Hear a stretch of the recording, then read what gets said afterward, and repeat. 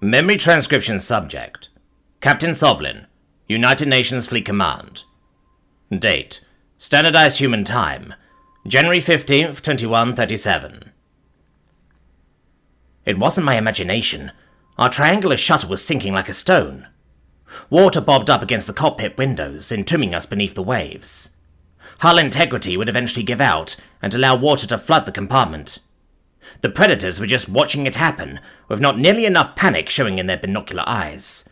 They made no attempt to inflate a life raft and escape, while we could still get the doors open. The craft had tipped forward at a slight angle, and the airborne vehicle began to sink nose first toward a watery grave. A feeling of immense claustrophobia gripped me as the nightmare scenario came to fruition. My claws wrapped around Samantha's arm before I could stop myself. The human looked at me with sheer disbelief and pushed me away. Her nose was scrunched in an obvious sign of distaste. Carlos would have definitely been more amenable to my desperate outreach for support. Samantha heaved a sigh. I'm going to pretend you didn't just fucking do that, but it better not ever happen again. Please, we're sinking, I croaked. Onzo snickered. Sinking? You don't feel the engines running? It's a submersible aircraft. Upon closer listening, I could feel the quiet hum of the engines. Somehow, the combustion drive was still running underwater and pushing us in a controlled manner further into the ocean. There were no signs of leaks seeping through the walls, despite being encased in the depths. I never heard of a plane that could fly underwater, but I should have gleaned our safety from the predator's calmness. If a human is running or terrified, that's when it's time to assume our deaths are imminent. Sam wasn't the least bit amused by me latching onto her arm, but Tyler and Carlos were both masking smirks. I dipped my head in shame. How had the yacht all known of technology which was unfathomable to the wider galaxy?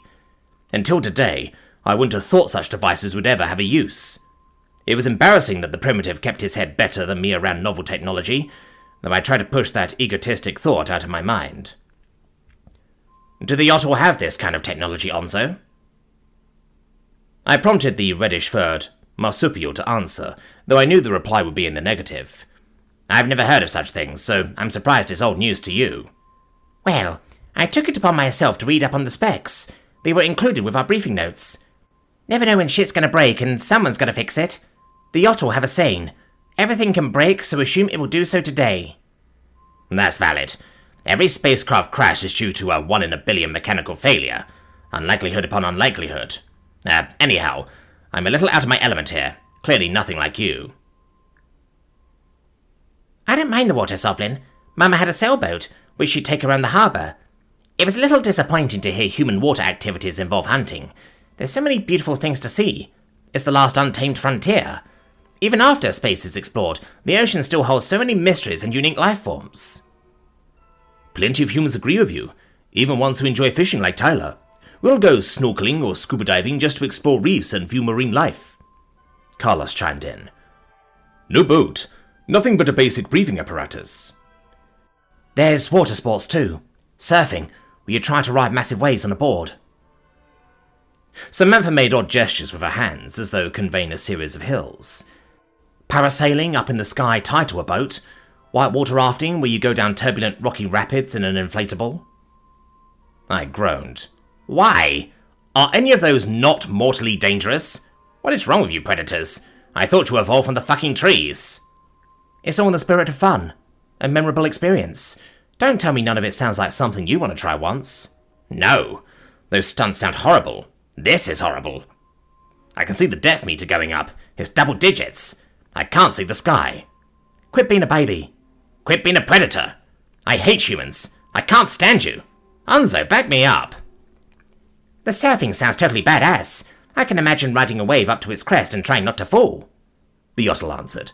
We should try it together, old man. Conquer your fears. Do things you think you can't. I am not doing that. No way on the cradle. Tyler sported a devilish grin. Hey, it could be worse, Sovlin. You could be doing shark cage diving. I offered the blonde human a blank stare. Through the cockpit behind him, I noticed orange-striped fish swimming clear of the aerosub. There was a dark shadow in the murky depths below, which filled me with palpable unease. What if it was some sort of massive predator which hid in this oceanic range? Chewing at my claws with anxiety, I tried to pass through what he said. Cage diving? That can't be what it sounds like. Locking yourself in a cage and jumping into the water. Not trying to escape. What's a shark? We moved closer to the ambiguous shadow within the turquoise ocean, which I tried to ignore. The humans would freak out if there was a reason for alarm. I couldn't make a fool of myself again. Plastering a look of confusion on my face, I flicked a claw at Tyler for an explanation. His blue eyes twinkled with amusement, and my former guards watched with interest. Ah, you're wondering what that is. Officer Cardona tapped his fingers against his holopad, and noticed that his Yotl exchange partner was intrigued too. He showed a picture to Onzo first. I'd say it's self-explanatory.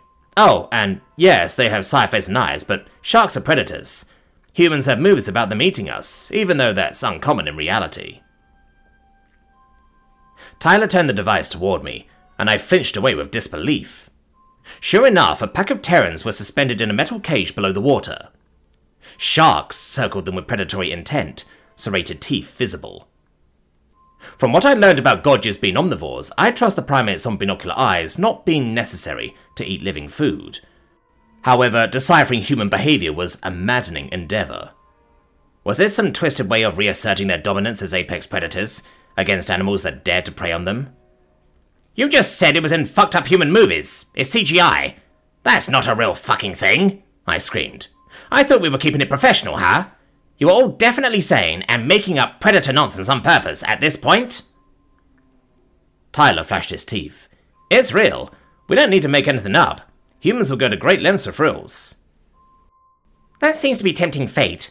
I've always believed in respecting nature, even though it would be cool to see those animals up close, Onzo said. Good news! You can see them in aquariums too. I thought humans would think water decorations were stupid. Wait, what did he just say? My spines were bristling. You have aquariums, like the Colchians on Arthur? Yup, Tyler affirmed. And instead of seed plants, you keep dangerous predators in them. Yeah, they're cool to look at, man. Protector. I don't care if we're in the middle of the ocean. I want off this sinking boat. Carlos stifled a laugh. Well, your wish is about to be granted. This puppy isn't meant to dive deeper than 100 meters. The UNS deep core is up ahead. The foreboding shadow had grown larger in my periphery, and my eyes swiveled back to the viewport.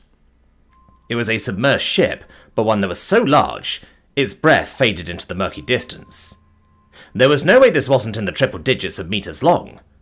The all-black, undecorated exterior would cause an observer to mistake it for a shadowy patch of water. There was a tower affixed to its spine, which perhaps housed an equivalent to a bridge. The humans must have snuck this ship here days ago. How long has it been lurking? I murmured to myself. They couldn't have airdropped it from too high up either, I don't think. Samantha rubbed her hands together. If you think this is the only one sent, think again. We're told as much as we need to know, Sovlin, but it's a blast to fill in the blanks. Our aerosub glided down to the bottom of the deep core, before flipping over and latching onto a watertight door. It was similar to how a spacecraft would dock for boarding. My concerns were assuaged a little, noticing some familiarity. Packing such a large crew into a metal tube must be stressful for any land-dwelling species, but the humans were insane enough to tuck their senses aside. There could be enough predators aboard to compose a small village.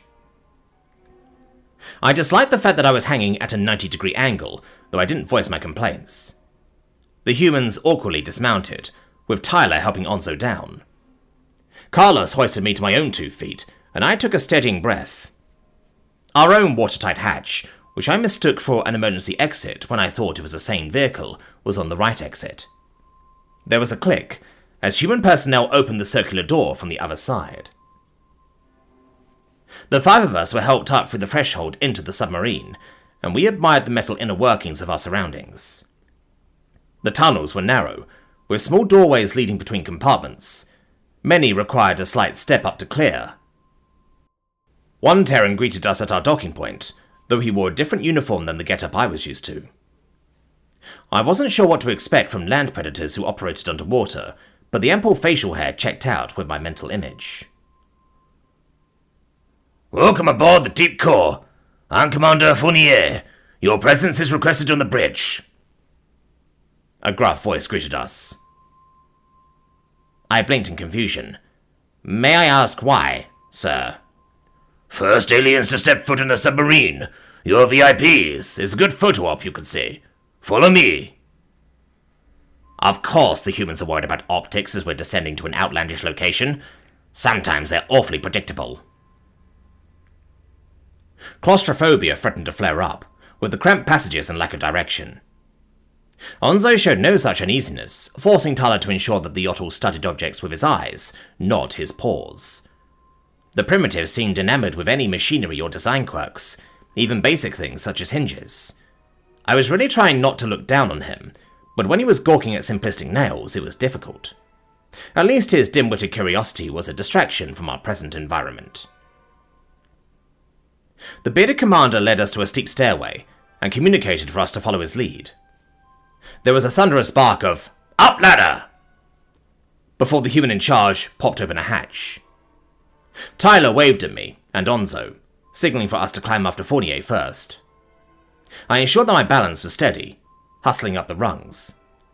There was a railing surrounding the hatch, along with a safety chain that our guide was unclipping. "Sir, may I ask how much air we have left?" I couldn't resist asking, despite being out of breath from the short ascent. "I presume you've been submerged a few days. Even spaceships can only carry a few weeks of oxygen, and I don't see any tanks, Fournier issued a throaty laugh. "Scared of submarines, Gotchit?" "A little, yes, sir." "Don't be. We have as much air as there is water in the ocean." Onzo bounded after us. "The Terrans use electrolysis to separate the hydrogen from the oxygen in seawater they collect, then use that O2 to ventilate the ship." "Why, I like this one," the commander bellowed. "Read up on subs, haven't you?" "It drew me in, like a vortex of knowledge. I always like machines." "Then I take it you're an engineer. I can see that kid-like glee in your eyes." "A rocket engineer. The unchanging rules, the complex order, the concreteness and the planning, it speaks to me. Having a new class of machines to study really lit that fire, for the first time since the Federation killed my passion. Not even studying your weaponry truly scratched that itch. It's just, I never dreamed I'd discover a new alien boat." Well, well. I'm no engineer, but I'll be happy to share what I know. Feel free to ask any questions. We love talking about what we do to someone who really wants to hear it." "Thank you, sir." Commander Fournier led us into a stout compartment, where a vast array of gadgetry and screens covered a wall. Humans were examining a green circle on display, with a rotating line and labelled angles. Data feeds were also listed there, which led me to conclude it was a census equivalent. Navigations was at the front, at least from the appearance of several control columns. Some predators appeared to be acting as officers or supervisors, peering over others' shoulders and issuing commands. "This isn't that dissimilar to a starship, but where is the viewport? How can they see?" I cleared my throat. "Sir, where is the viewport? There's no windows." "We don't need windows," Fournier explained. "We use sonar because sound travels further in water than light. Glass or transparent materials are just a weak point in the hull, and a potential source of leaks if we take a hit." "Okay, then why did the submersible craft we took here have windows?" "Because it needs to be a spacecraft too, and you need to see where you're flying. It's useful enough to outweigh any concerns," Carlos chimed in. "This is so cool." Onzo bounced on his digitigrade hind legs, and the commander fortunately didn't take offense to his excess excitement. "The sonar doesn't need to see at all, it just listens." Fournier nodded. "Precisely. I saw you examining the bearings on our machinery, and I'll impress upon you the importance of noise reduction down here. We keep everything detached from the hull frame to avoid vibrations. Even dropping a wrench can give you up to an enemy. Sonar receptors pick up the slightest vibration, and then they know you're there." "That explains why your engines have to be so quiet. I was reading about how you try to avoid cavitation. You know, where the vacuum pressure caused by the propeller makes water boil. The bubbles pop and give off noise." "You don't need a rundown at all, Yotl. You already know everything. We have a speed range where we can operate silently." I was growing bored of the technical explanations, and Onzo, a primitive, was outshining my knowledge to the humans. Perhaps the otter was desperate to prove himself as an academic equal, but he didn't need to prattle on about science like he was reading a textbook. While there were impressive feats of engineering on display here, I agree with Samantha's assertion of naval obsoleteness. What good was fighting in the water, except in this extraordinary circumstance? The predators can hide far away from any targets or locations of value forever. How ingenious. They'd be unseen altogether if the other human tribes realized this theater was irrelevant in a war. I suppressed an irritated huff. Permission to speak freely, sir. Granted, Fournier replied, a curious twinkle in his eyes. Respectfully, sir, I do not see the purpose of putting all this time into submarine development, at least for military aims. You're a spacefaring species and you're incredible at ground assaults. What use is it to hide so far away from civilization? From the action? Maybe you sink a few ships that are using an outdated method of moving resources, but I don't get it. You have better weapons. You really don't know? To use your word, these ships are masterful predators, nearly undetectable, capable of hearing the slightest sound, and able to surface anywhere in the world. But it goes far beyond that. The destructive power housed here is a hell of a deterrent. That's why we'd never actually trade nukes like your Fedis thought we did. Nukes? I'm not following. There's tens of nukes stuffed onto just one of these things. We can hang off the shore anywhere and fire missiles while underwater. Not that we have to be close to our target. We can shoot ICBMs halfway around the world. You'll never know where we are, if it's right down your neck or prowling distant shores. We're waiting to strike, anywhere and everywhere, with the technology to end civilization itself, even after command is destroyed on land. Obsolete my ass. I gulped with discomfort, wishing I could recede into the ship walls. That declaration was so calm yet predatorily destructive. There were chilling implications for the extent of human aggression. It suddenly made sense why Earth tribes were intent on sniffing these predators out of the ocean's recesses, and why the subs tried to remain undetectable at all costs. Should the current battle go awry, Task could be devastated by an unseen arsenal of epic proportions. As Commander Fournier took his post, I tried to understand why humans would devise such machinations for use against their own civilization. The Federation's irradiated Earth could have been a reality. These capabilities shouldn't exist in any culture. I didn't understand why my kind-hearted friends would even think of such predatory weaponry. Surely, understanding the apocalyptic consequences of these vehicles should have convinced them not to build them. My therapist could have elaborated further on the full heights of Terran aggression. Humans didn't enjoy killing, yet they brainstormed and actualized the optimal ways to kill every human in existence. It was a paradox. Perhaps their predator nature factored into their decision-making in a manner they didn't understand. Orders were issued to begin our descent, and for all sailors to report to battle stations. I felt the submersible tilt down, so I tried to clear my head of what the primates were capable of. I have to believe that they will never actually do something like that their goodness will prevail. They didn't snap after Earth, right? I trust their better judgment. But, well, if there's really a base at the bottom of the ocean, the Fossil are fucked, I murmured to my posse.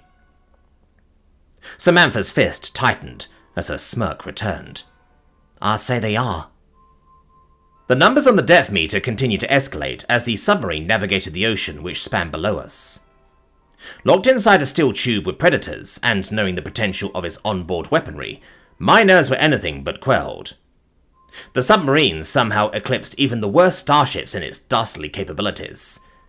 The Fossil wouldn't be prepared for this predatory contraption, should we stumble across any of their flotilla.